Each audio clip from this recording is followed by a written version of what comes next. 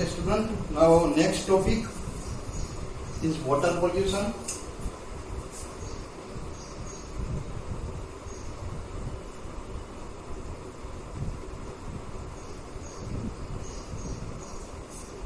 Any chemical that change the color and odor of water, uses oxygen in the water completely and affects the well-being of the living organism is called as water pollutant. Now you know the formula of water, it is H2O. Okay. Now दो condition ये है कि उसका colour change हो जाएगा, order change. Okay. And one most important thing ये है कि उसके अंदर का जो ऑक्सीजन होता है वो यूज्ड अप हो जाता है. डिसॉल्व्ड ऑक्सीजन जो होता है पानी के अंदर, that will be used up. तो उससे जो लिविंग ऑर्गेनिज्म उसके ऊपर डिपेंडेंट है, they will have the problem. उसमें पहला प्रॉब्लम आप देखोगे तो फिश को ही होगा, क्योंकि फिश है वो पानी के अंदर जिंदा रह सकती है क्योंकि वो डिसॉल्व्ड ऑक्सीजन का यूज करके वो जिंदा रहती है. Now if oxygen is remove from water, तो आप समझ सकते हो कि वाटर पोल्यूशन उस क्या प्रॉब्लम्स क्रिएट करेगा. Okay. Next is when waste of water, when waste get into water bodies like pond, lake, river, groundwater, they affect the environment and human life. उसके आगे हम एग्जांपल देखते हैं कि जब पॉन्ड का, लेक का जो पानी होता है, कभी कभी ग्राउंड वाटर अंदर का होता है, उसको भी अफेक्ट करता है.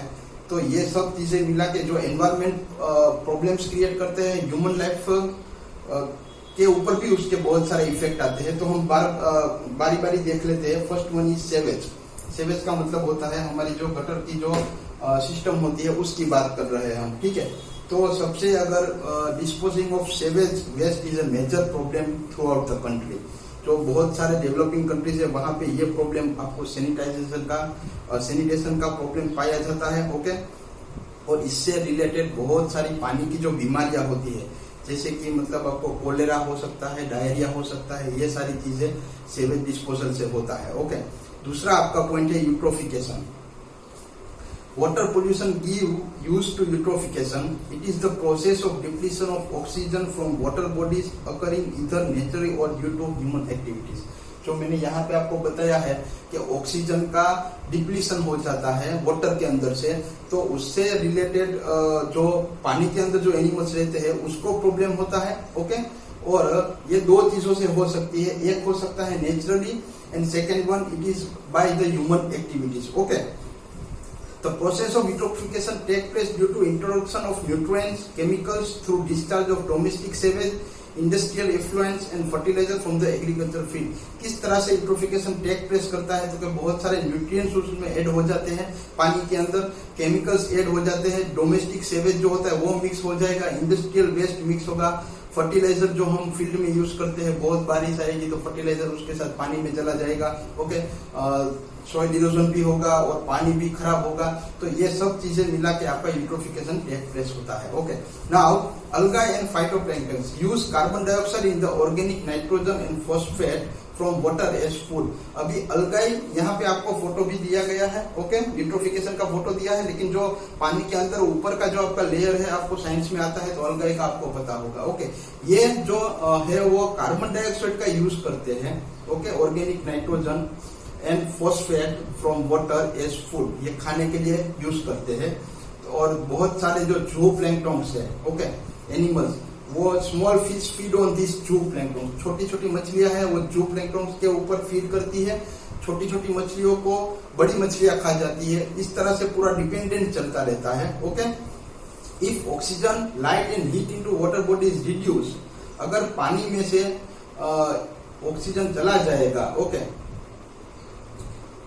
light or heat in water body is reduced, it cause death of most of the aquatic organism. तो पानी के अंदर के जो ऑर्गेनिज्म है, इट मे बी प्लांट और इट मे बी एनिमल्स, तो उनको अगर प्रॉब्लम क्रिएट होता है. Due to eutrophication plant rot, सड़ जाता है. Fish die due to lack of oxygen, क्योंकि ऑक्सीजन डिप्लीट हो जाता है पानी के अंदर से, तो फिश मर जाएगी. प्लांट है वो आपके रोट हो जाएंगे. ये वाली यूट्रोफिकेशन के प्रॉब्लम्स क्रिएट होते हैं.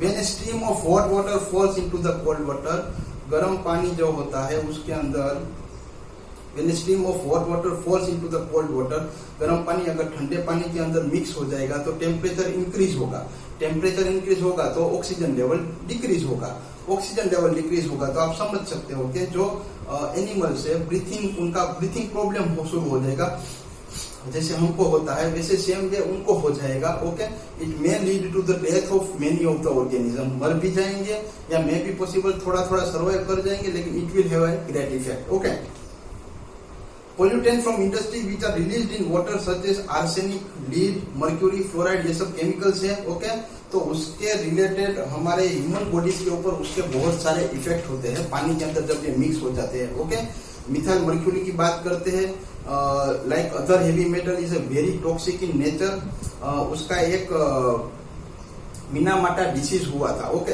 ये मिनामाटा डिसीज है वो मिथाइल मर्क्यूरी के हिसाब से होता है।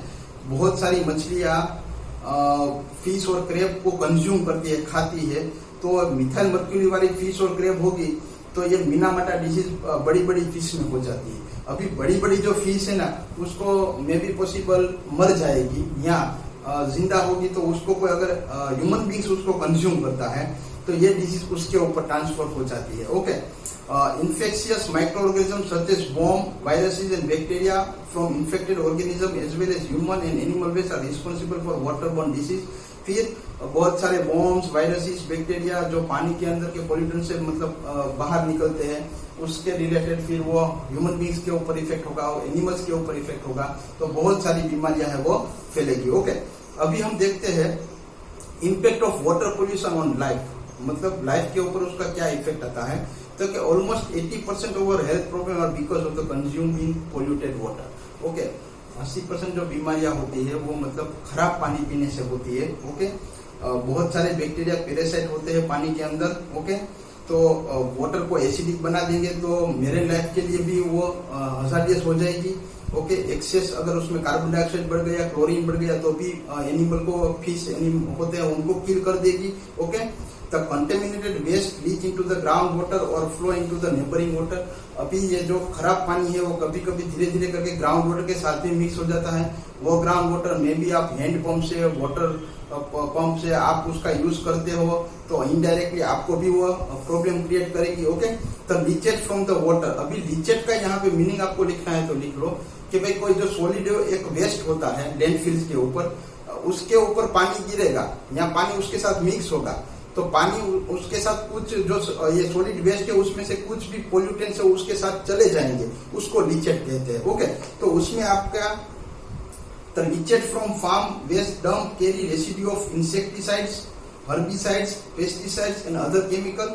मतलब वो जो सॉलिड वेस्ट है उसमें बहुत सारी इंसेक्टिसाइड्स होती है, पेस्टिसाइड्स होती है, हर्बिसाइड्स होती है, केमिकल्स होते हैं। They also include animal waste which is hazardous for human and animals. तो ये सब चीजें मिला के आपके पानी को इतना पोल्यूटेड करती है और इसका पूरा इफेक्ट, क्योंकि 80% हम ह्यूमन बींग्स, लिविंग बींग्स इसका यूज करते हैं, तो it will create the problem to the people and to the animals also.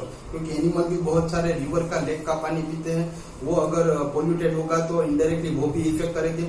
May be possible वो एनिमल को हम कंज्यूम करते हैं डायरेक्टली और इनडायरेक्टली बाय मिल्क अगर हम लेते हैं उनका, बफेलो हो या काव हो। ओके, तो वो कंटेमिनेटेड पानी पिएगी तो फिर वो मिक्स हो जाएगा हमारे डाइट में भी मिक्स हो जाएगा, तो इनडायरेक्टली पूरा साइकिल है वो इसमें मतलब प्रॉब्लम क्रिएट करेगा, सर्वाइवल का प्रॉब्लम होगा। ओके, अब तक यहाँ तक हम रखते हैं, वाटर पोल्यूशन का हमने देखा है। Okay, thank you.